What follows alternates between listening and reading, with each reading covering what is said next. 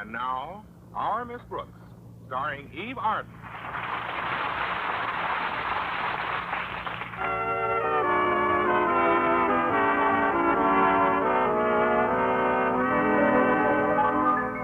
Well, with the Christmas holidays so close at hand, our Miss Brooks, who teaches English at Madison High School, is faced with a few problems common to many of us. First, she still has all her Christmas shopping to do, and second, she has very little time to do it in. And third, she has no money to do it with. At least I have very little money. $20 to be exact. And considering the people I usually give presents to, I knew that wouldn't go very far. After thinking it over for a while, however, I arrived at the only possible solution to my dilemma, which I conveyed to my landlady at breakfast last Wednesday morning. Then you're going to spend the entire $20 on a gift for Mr. Boynton, Connie? Yes, it's the only thing I can do, Mrs. Davis. I think I should be able to get him a nice gift for $20. It's better than giving a number of my friends a lot of trash. Don't you agree? I suppose so, dear. I know I certainly didn't expect anything from you. Well, I'm glad. Because... After all, what difference does it make that I cook your meals all year round? That I make up your room every day? That I never badger you for the rent when you get 6 weeks behind? Or that I'm constantly helping you with your problems as if you were my own daughter? I do it out of the goodness of my heart. And I certainly don't expect anything in return. If I crawled under the rug, I wouldn't even make a bump. But, Mrs. Davis, we agreed we wouldn't exchange presents this year. Of course we did, Connie. So you stick to our agreement. After all, what difference does it make if I happen to forget and ordered you a beautiful gift? You ordered me a gift? Oh, dear, it slipped out. Well, slip it back in. Perhaps it wasn't as much of a sacrifice for you as... What difference does it make that I far exceeded my budget to get it for you? So I'll just eat a little less for the next 6 months. Just because the spirit of the season has swept me away doesn't mean it has to sweep you, too. Sweep me? It might easily clean me out. Well, I suppose I actually should give you a gift, too, since we're so close. Now, dear, you'll do no such thing. Don't give it another thought. Well, all right, but... I've been getting along perfectly well, squeezing oranges by hand for another year. Just because I can hardly straighten out my poor fingers when I'm through is no concern of yours. Then you want a finger straightener. An orange juice squeezer. Why, Connie, how did you know? It was just a wild guess. But the $10 they wanted cherries is much more than I'll let you spend. Well, then I won't. So if you'll just give me $7 cash, I'll get the squeezer at McGinty's Sales Company. I happen to have an exclusive introductory credit card there. It's the only thing that lets you in, and it entitles you to a third off on everything. As I say, I should be able to get Mr. Boynton a nice gift for $13. I'll give you the money as soon as I get my bag. Thanks, dear. Now I'll tell you what I got for you. It's something I felt was very personal. Something personal? What is it? A chess set. A chess set? Yes. I know how Mr. Boynton loves the game, and it'll give you two something to do together on those long winter evenings. That is, if you know how the game goes. Certainly, right out the window. It was very thoughtful of you, Mrs. Davis. Oh, there's Walter to drive me to school. Be right out, Walter. I'd better be going, Mrs. Davis. All right, dear. Well, I intend to do the rest of my shopping this morning, so I'll drop off your present at school. Maybe you and Mr. Boynton can use it in the cafeteria at lunch. We might at that. Those chessmen ought to taste a lot more tender than the rest of the food.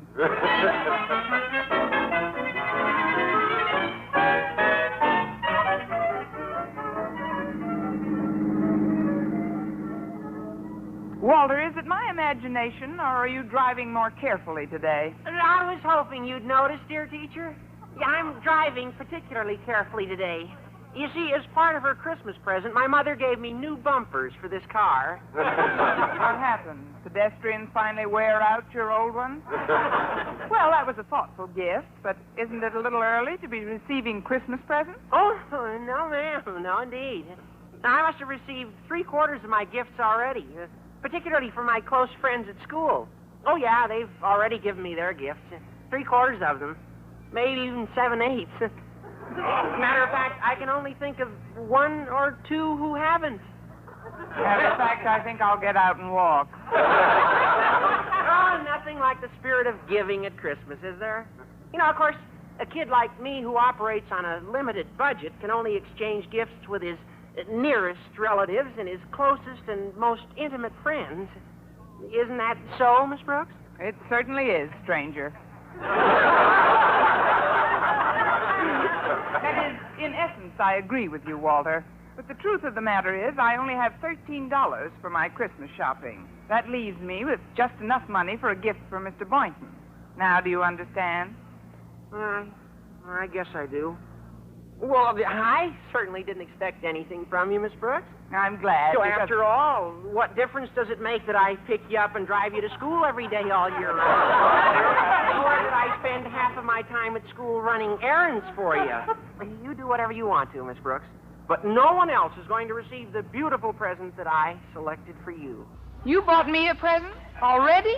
Now, please forget about it, will you? All right, then. Yeah, after all, I'm getting enough gifts without that $7 briefcase of cherries that I've wanted more than anything else in the world. Walter, I'd like to buy the briefcase for you, but $7 is rather high. Oh, much too high, Miss Brooks. So I wouldn't let you spend that much money for anything. Good. So if you give me $5 in cash, I'll get the same thing at McGinty's.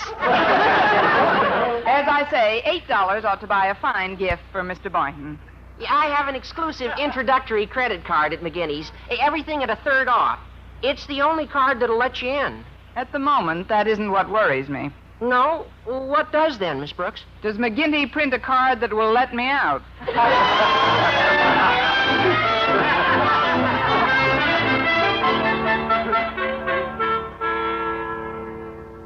Walter, there's no reason to sneak past Mr. Conklin's office, even if we are 5 minutes late. But, Miss Brooks, you know how Mr. Conklin feels about such things. What would you say if he suddenly did step out of his office now? Good morning, Miss Brooks. Does that answer your question, Walter? Miss Conklin, I realize we're a little late, sir, but if you'll only... Tut, my dear. Don't give it a second thought. I'm delighted to give my students and faculty a little latitude this time of year. It's the Christmas season, and I'm filled with the spirit of peace on earth and goodwill to all men. Well, it's nice of you to extend it to females and young boys. Not at all, Miss Brooks. Now, will you come into my office, please? I have something to ask you. But, sir, I'm 5 minutes late And now. you'll be 5 minutes later. Into my office. Yes, sir. See you later, Walter. Yeah, bye, Miss Brooks. Now, sit down, my dear. Sit right down, and I'll get directly to the point. I want some advice from you, Miss Brooks. Some advice? Yes, about a gift. I'm doing my Christmas shopping this afternoon. I want you to be sure to tell me what you want before I leave. But, sir, I didn't think you approved of faculty members exchanging gifts. Oh, I don't, Miss Brooks. It's just that I happen to be imbued with the spirit of giving, the spirit of Christmas. And if I choose to remember my teachers, I certainly don't expect any gifts in return. Good. Of course, if my teachers insist on showing their appreciation for the many little favors I've done for them in the past, I'm powerless to stop them. I'm hooked. I was wondering what I could get you for Christmas, sir. Could you give me a suggestion? Something you particularly needed or wanted for about 50 cents. My dear, I want you to forget we've even mentioned the word gifts this morning. Dismiss it from your mind. Besides, I smoke too much anyway. Smoke? Yes, and $10 is too much for anyone to pay for the alligator tobacco pouch I've always wanted. Well, sir, I'd certainly like to get it for you, but that is rather expensive. $10 is far, far too expensive. I wouldn't dream of letting you spend that much money. Well, I'm glad because So if you have the money with you, I know just where I can get it for $7. Murdered again by McGinty's.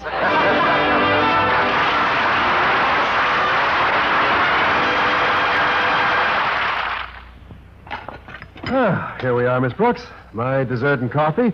And I brought you a piece of pineapple pie a la mode. Why, Mr. Boynton, what a thoughtful Christmas present. Christmas present? Well, it's exactly what I've always wanted. You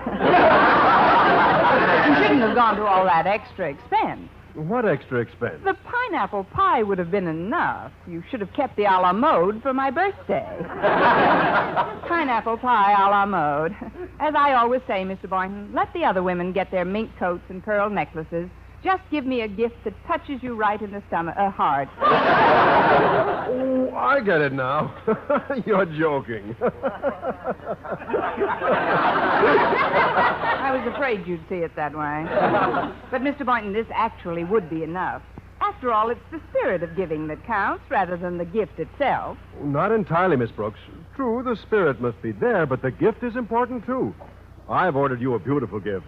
I know how you are about giving gifts of equal value, and I wouldn't want to disappoint you. You picked a fine time to start. That is, it's very thoughtful of you, Mr. Boynton. Very thoughtful. Particularly since I joined the Christmas Club a year ago and put away $1 a week just for your gift. $52? For my present? $52.75. They pay interest. But just because we've given each other gifts of equal value in the past, I don't want that to influence you this Christmas. $52? Uh-huh. And that, combined with the $30 I borrowed from Mrs. Davis, ought to buy you a very nice gift. Miss Brooks, I've just been thinking. I hope you've been thinking what I think you've been thinking. Yes, Mr. Boynton? Well, after all, it really is the spirit of giving that counts rather than the gift itself. You've convinced me. Here, this package is for you, and Merry Christmas. For me? You got this for me? Must I wait for Christmas, or may I open it now? What's inside, Miss Brooks? Yes, yes, no, yes, chess. A chess set. What a wonderful present. Well, I was going to get you a few more gifts, but since you convinced me... Hi, Miss Brooks. Hi, Mr. Boynton. Oh, hello, Harriet. Mr. Boynton, Daddy wants to see you in his office right away. Something about signing a requisition for some test tubes you wanted. Thank you, Harriet. And, Miss Brooks, your landlady called, and she wants you to call back when you can. Now, let's see. Is there someone I've forgotten? Better look under the table to make sure. Did Mrs. Davis say what she wanted me to call her about? No, but she said she'd keep a receiver off the hook so a line would be open when you called. There's something wrong with that, but offhand, I don't know just what. Well, I'd better get up to Mr. Conklin's office and get that requisition signed. Thanks again for the gift, Miss Brooks. It really was quite unexpected. Yes, for both of us.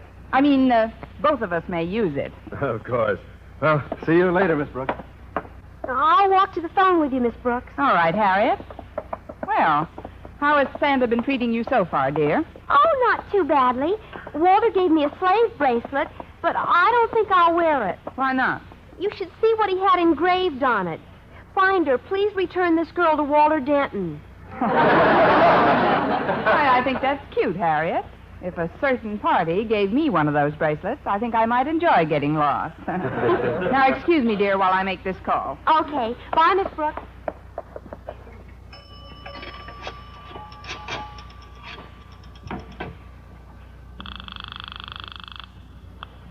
Hello? Hello, Mrs. Davis. Connie. Oh, Connie. Well, how did you like the gift I gave you? Oh, it's lovely, Mrs. Davis. Simply lovely. I knew you'd be enthusiastic over that black silk negligee. Well, certainly, it's something Mr. Boynton and I can... Black silk negligee? Oh, no. It was a chess set, Connie, just to throw you off the track. And you did, right into the path of a screaming locomotive. Was the negligee the wrong size, dear? Oh, I'm not sure, but I think Mr. Boynton takes a 38. Speak louder, Connie. It sounded almost as though you said Mr. Boynton. I've got to hang up now, Mrs. Davis. I just gave somebody a gift, and I've got to get it back before he opens it. Why? Do you think he won't like it, Connie? Oh, not exactly, Mrs. Davis. It's something that all men like, but on somebody else.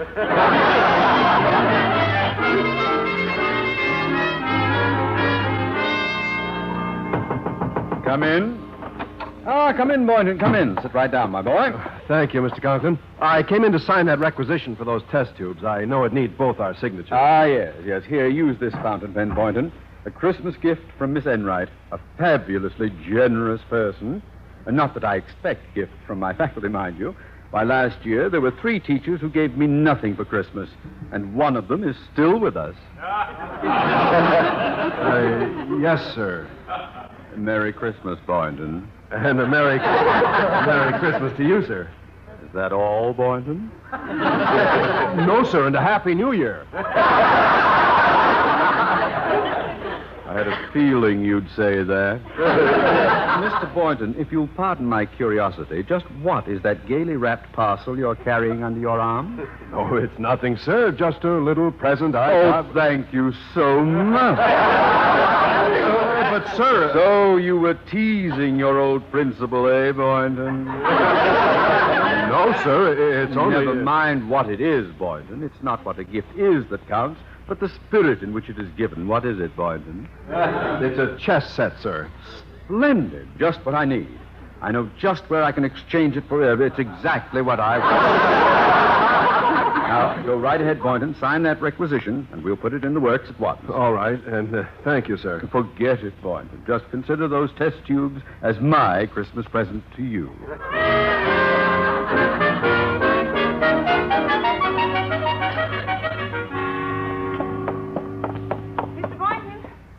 Mr. Boynton, I'm glad I finally found you. I missed you right after lunch. Goodness, Miss Brooks, you're breathless.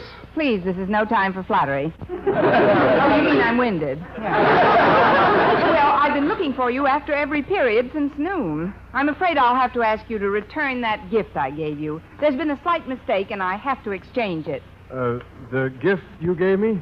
Well, you can't exchange it, Miss Brooks. I used it during my free period. Wasn't it a little skimpy around the hips? You opened it already? Well, I haven't exactly opened it, but, well, I like chess. It's my favorite game. Believe me, Mr. Boynton, in this thing, you couldn't make a move. Look, I really must have it back. You see, I gave you the wrong present by mistake. Oh, well, then I may as well tell you the truth. I gave it to Mr. Conklin as a Christmas present. I hadn't intended to, but before I knew it, he seemed to take possession of it. You gave him the gift I gave you? Mr. Boynton, I'm shocked. How could you bring yourself to give away a gift someone else had given you? If you knew the time and thought and effort I put in to select a gift that would suit your personality... What am I saying? Really, Miss Brooks, it all happened so quickly, I had no alternative, but... Please, Mr. Boynton, no excuses. I still think you were quite negligent. Negligent. Well, I've got to get it back at once, so here goes. Well, good luck, Miss Brooks. Come in. Why, Miss Brooks, come in, my dear. Well, have you decided what little gift you would like from your principal this year? Well, frankly, I'm undecided, sir, between a little diamond wristwatch and a little alligator handbag. How about a little psychoanalysis? Remember, this is Osgood Conklin you're talking to, Miss Brooks, not Daddy Warbucks. Well, fortunately, Mr. Conklin, I managed to obtain one of those exclusive personal discount cards from the McGinty Sales Company. A little boy was handing them out in the street. And if you gave me the cash, I think I could get a certain watch for well under $50. $50? Miss Brooks, I am just as susceptible to the infectious generosity of the season as the next man. But I do not intend to allow that infection to kill off my entire life savings. Well, Mr. Conklin, next to the watch and the handbag, the only thing I want is a chess set, A chess set. Here, Miss Brooks, exactly what I got for you. Take it, it's yours. Merry Christmas. My, what a delightful surprise. I'm glad you like it, Miss Brooks. You just can't imagine the time and the thought I put into the selection of your gift. Truly, my dear, it was quite a struggle to get it. Well, I'm glad he didn't give it up without a fight. My, you certainly have a lovely collection of presents in here, Mr. Conklin. There's still one teacher I haven't heard from yet, Mr. Perkins in the math department. Come in and bring it with you. Why, Mr. Stone. Hello, Conklin, Miss Brooks. Season's greetings to you both. And the same to you, sir. Here, Conklin, I brought over this gift for you.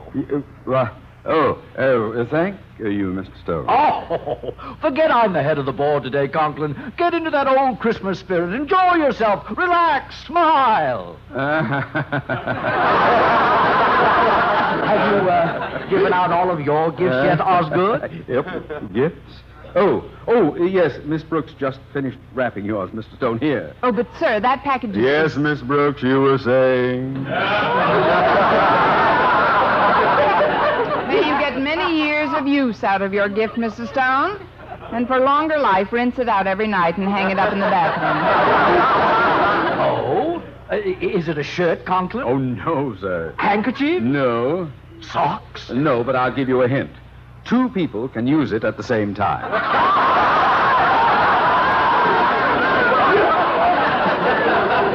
If they're midgets. 2 can use it at the same time, eh? Oh, is it something that can be used outdoors on an athletic field? Possibly, but it might be a little chilly for night games. Miss Brooks. Mr. Stone, why don't you open it and see for yourself? Oh, you don't have to ask me twice, Conklin. I'm just as curious as a little child at Christmas. Hey. Oh. Conklin. I don't understand. Well, what could be nicer than a black silk negligee? It's the perfect gift for you, sir. And I know you'll get many years of pleasure in using it. What could be nicer than a black silk negligee? Happy April Fool, Mr. Stone. Mr. Stone, believe me, Conklin! I have heard of asinine practical jokes before. But pulling a trick like this on Christmas is an absolute insult. Mr. Stone, I can explain. It was a simple natural error. You see, when I got this from Mr. Boynton...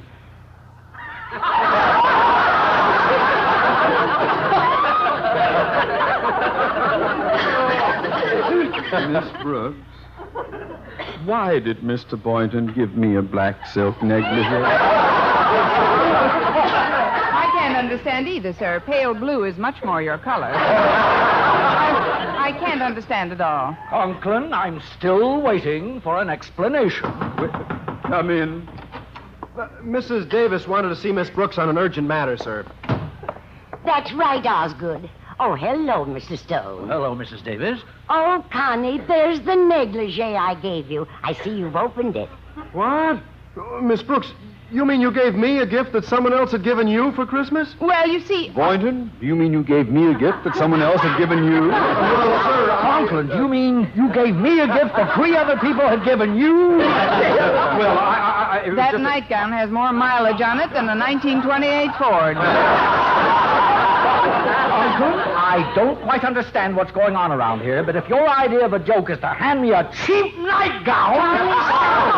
That is not a cheap nightgown. It cost $22.50. $22.50... Say, it is rather pretty at that. Conklin, perhaps I've been a little hasty.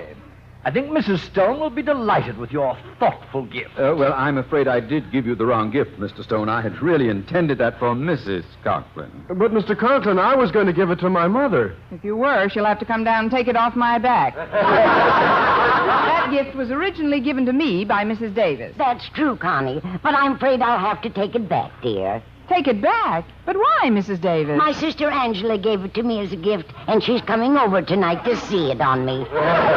So if you don't mind, I'll take it home. Well, see you all again soon.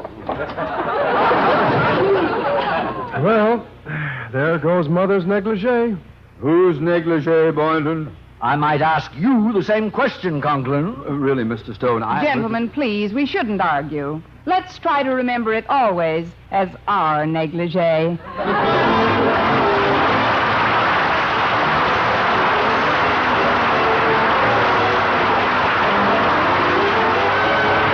Miss Brooks, starring Eve Arden, has been a presentation of the United States Armed Forces Radio Service.